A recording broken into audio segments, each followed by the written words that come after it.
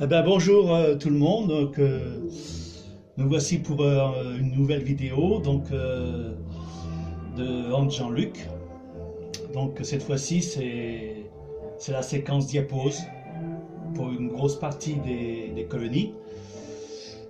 Voilà ma petite installation avec le contrôle de la température comme vous voyez qui est à 13 degrés présentement, mais bon, là j'ai laissé un peu la porte ouverte du fait que j'occupe la pièce là depuis un petit moment. Mais ce matin c'était à 11 degrés. Et quand il fait vraiment très très froid, comme c'est produit ces jours passés, je laisse la porte un peu entrouverte pour maintenir à 10. Je n'ose pas descendre en dessous de 10 parce que bon, ça pourrait convenir peut-être pour les Messor Barbarus, mais pour les autres, je ne connais pas trop les paramètres idéaux, donc je préfère ne pas faire de bêtises et ne pas être en dessous de 10.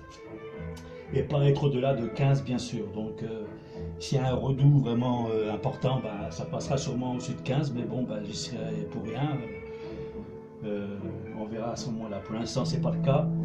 Donc voici donc la colline des Messor Barbarus ici, que vous connaissez tous parce que il y a eu les épisodes où la colonie a produit 9 princesses qui ont tous été tuées par la colonie. Donc la dernière princesse a été retrouvée morte dans l'aire de chasse le 17 novembre. Donc la colonie est revenue à une configuration entre guillemets normale. Et donc la diapo se passe bien. Donc il y a une réserve d'eau ici. Là, j'ai pas mis d'eau encore aujourd'hui parce que je voulais quand même que ce soit clair pour pouvoir filmer comme il faut. Ici, c'est la deuxième colonie de Messor Barbarus extra red. Donc là, c'est pareil, ça se passe très bien.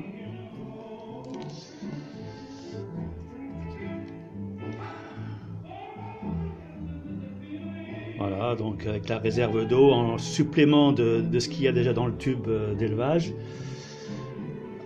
Voilà.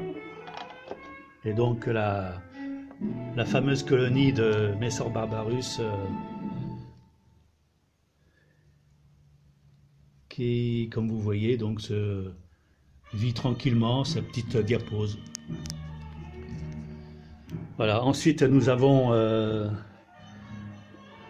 la colonie de Formica fusca. Voilà, je vais enlever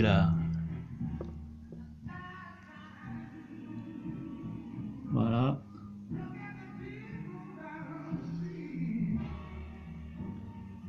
Donc tranquille aussi. Là, je viens de leur donner à manger. Donc c'est un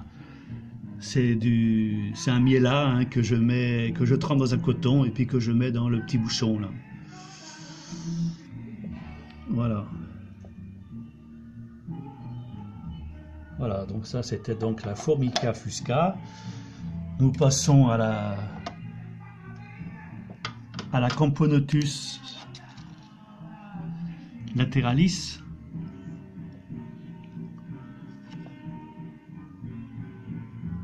Donc ça bouge pas beaucoup, c'est normal, mais bon, ça vit doucement. Bon, c'est pareil, là j'ai mis un coton imbibé généreusement de miela. Donc voilà.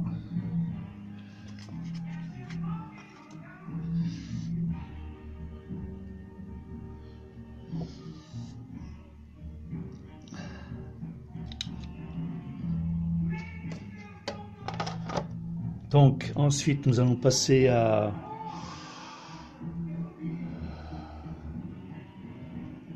la Lasius emarginatus que j'ai trouvé, que la reine s'est fait inviter là donc en juillet chez moi.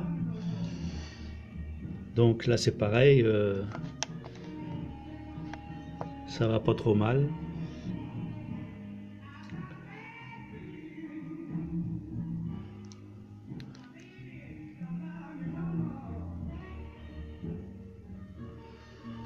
Donc le tube n'a plus d'eau, la réserve d'eau a été épuisée, le coton est encore imbibé, mais pour plus de sécurité, donc j'ai mis un autre tube là avec une réserve d'eau pour qu'éventuellement elle puisse se déménager le jour où ça sera vraiment sec de ce côté-là. Donc là pareil, la petite coupelle avec le coton imbibé de miel. Voilà, donc ça c'était la petite colonie de Rasius. Ici nous avons la colonie Tapinoma, la Tapimona, pardon,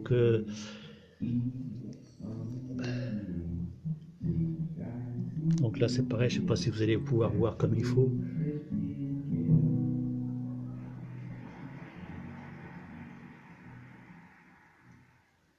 Voilà, qui est relié à l'aire de chasse avec, pareil, avec le miela. Voilà.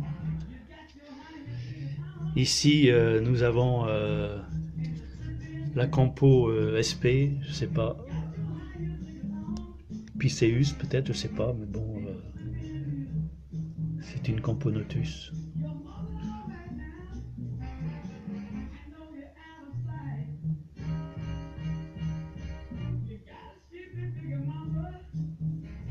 Voilà. Pareil avec donc la petite bouffe à côté. Ensuite, bon, je vais reposer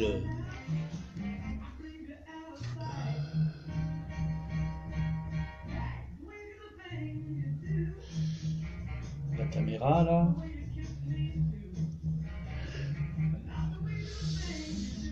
Pour vous faire voir la reine qui vient de Suisse. Donc la Rasius emarginatus qui... Alors je ne sais pas si je vais pouvoir...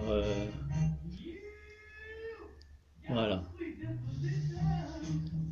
Donc, vous la voyez là peut-être... là.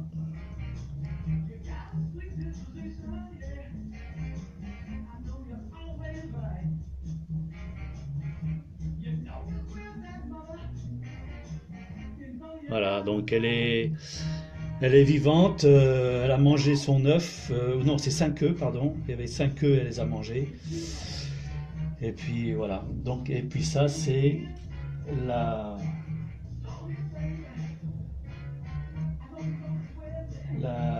colonie de Temnothorax.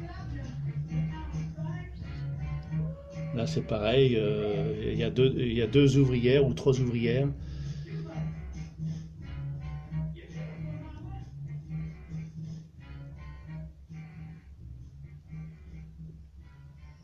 Et donc je vais leur donner à manger tout à l'heure là parce que c'est spécial, c'est un petit coton dans le tube, alors c'est assez délicat à faire.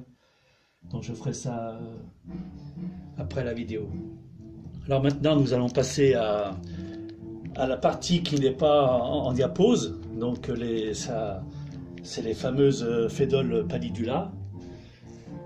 Donc je viens de leur donner à manger, donc ils sont tous après le coton, donc pareil, hein, la même recette, hein, un coton imbibé du miela que j'ai fait, donc c'est-à-dire un mélange de miel, lait et puis un peu d'eau pour que ça soit plus liquide, afin qu'elle puisse bien absorber le mélange.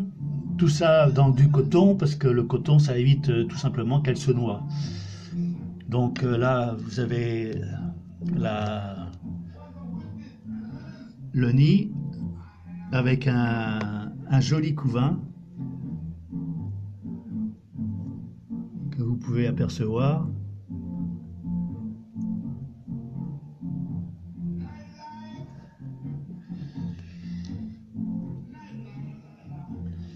On peut voir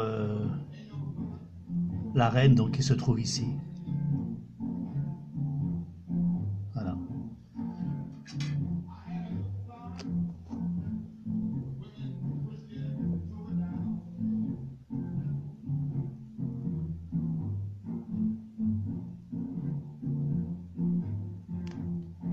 Et ici, donc, je vais vous montrer. Alors, c'est un peu compliqué parce qu'il faut que je pose le téléphone. Voilà, je vais le mettre carrément dans l'aire de chasse, dans le bac d'élevage, pardon. Et donc, ici, vous avez la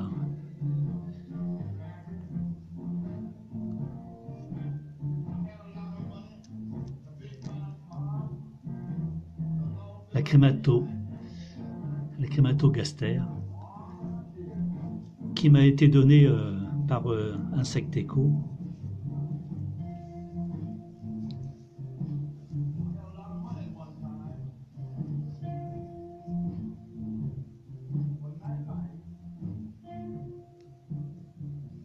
Voilà, donc le bac d'élevage est maintenu à 22 degrés la nuit et 26 le jour. Voilà. Donc avec la sonde qui se trouve juste dessous le tube où se trouve la crémato. Voilà. Et puis le nid est placé sous un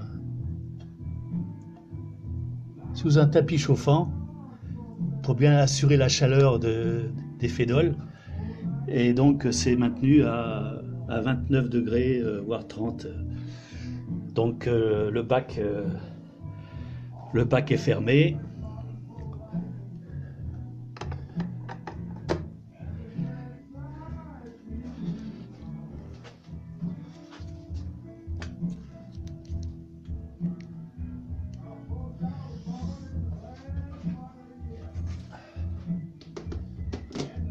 Voilà.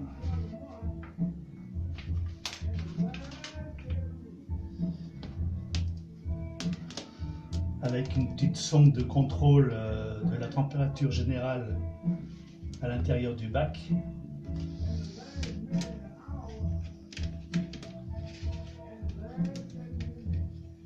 Voilà.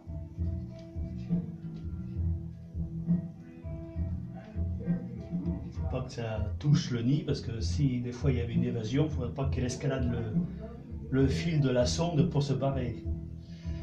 Donc voilà, c'est tout pour aujourd'hui. Donc j'espère que cette vidéo vous a plu et puis ben, je vous dis à la prochaine et ciao, bye bye.